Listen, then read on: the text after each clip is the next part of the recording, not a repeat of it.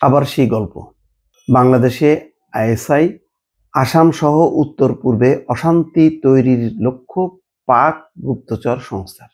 তারা একটা বিরাট একটা গল্প ফাঁদলো যে আইএসআই এর প্রধান সহ একটা টিম বাংলাদেশে এসছে এবং তারা ওই পরেশ বড়ুয়ার নেতৃত্বে আলফা তাদের সঙ্গে বৈঠক করেছে। একাধিক সূত্র নাকি জানিয়েছে, আনন্দবাজার এটা বিশাল ঢাউস করে এটা প্রচার করেছে।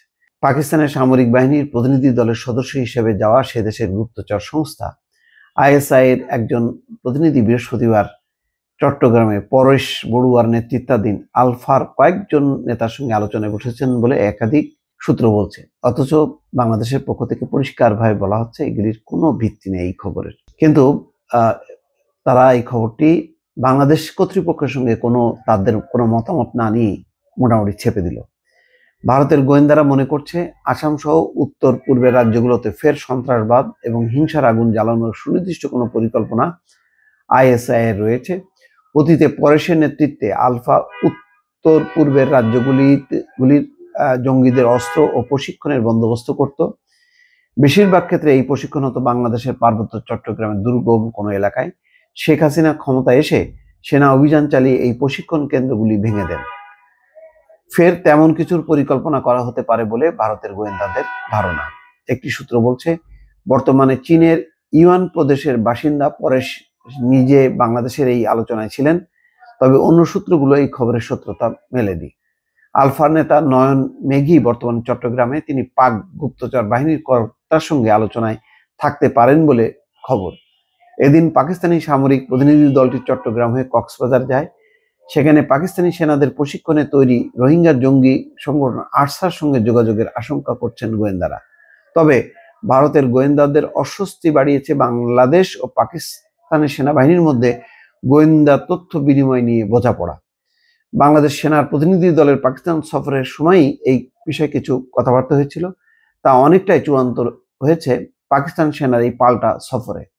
গোয়েন্দাদের আশঙ্কা, পশ্চিমবঙ্গ ও উত্তর পূর্ব রাজ্যগুলির সঙ্গে বাংলাদেশ সীমান্তের গুরুত্বপূর্ণ তথ্য এর ফলে পাকিস্তানের হাতে চলে আসতে পারে। ভারত ও বাংলাদেশের সমুদ্র সীমা নিয়েও দুশ্চিন্তা বাড়ছে। এইসব সংবেদনশীল তথ্য পাকিস্তানের হাত ঘুরে চীনের কাছে পৌঁছবে বলেও আশঙ্কা গোয়েন্দাদের। পাকিস্তানের প্রতিনিধি দলের সফর নিয়ে বাংলাদেশ সরকার মুখে কলু পেটেছে। বাংলাদেশের ইউনূস সরকার শয়ে শয়ে জেহাদি জঙ্গিকে জেল থেকে মুক্তি দেওয়ায় সীমান্তে বাড়তি নজরদারির বন্দোবস্ত করছে ভারতের স্বরাষ্ট্র মন্ত্রণালয়।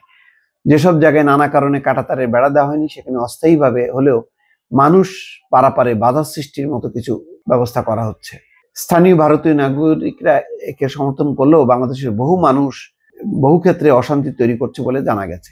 মানে একটা গল্প ফাঁদলো এমন ভাবে যে পাকিস্তানের আইএসআই এরা আসছে, বাংলাদেশের এরা সহযোগিতা করছে এবং এই গোয়েন্দা অনেক তথ্য চলে যাচ্ছে পাকিস্তানে এবং পাকিস্তান হয়ে এই তথ্য চলে যাচ্ছে চীনে। এইরকম করে গোয়েন্দা সূত্র বলে টলে এমন একটা গল্প ফাঁদলো যার প্রকৃত কোনো দাবিদার নাই, কোনো স্পোক্সম্যান নেই। কে বলছে, কেন বলছে, কি কারণে বলছে, এর কোনো এরকম ভাষা কিছু মানে সত্য মিথ্যা দিয়ে মানে একটা ছাপাইলো। অথচ সেখানে বাংলাদেশের একজনের যে বক্তব্য নেবে যে এই ঘটনাটা আমরা জানলাম, আপনাদের বক্তব্য কি, না সেই রিপোর্টেরও ধার ধারছে না আনন্দবাজার। নিজের মনের মাধুরী মিশিয়ে তারা প্রচার করে যাচ্ছে। দর্শক ভালো থাকবেন, আল্লাহ হাফেজ।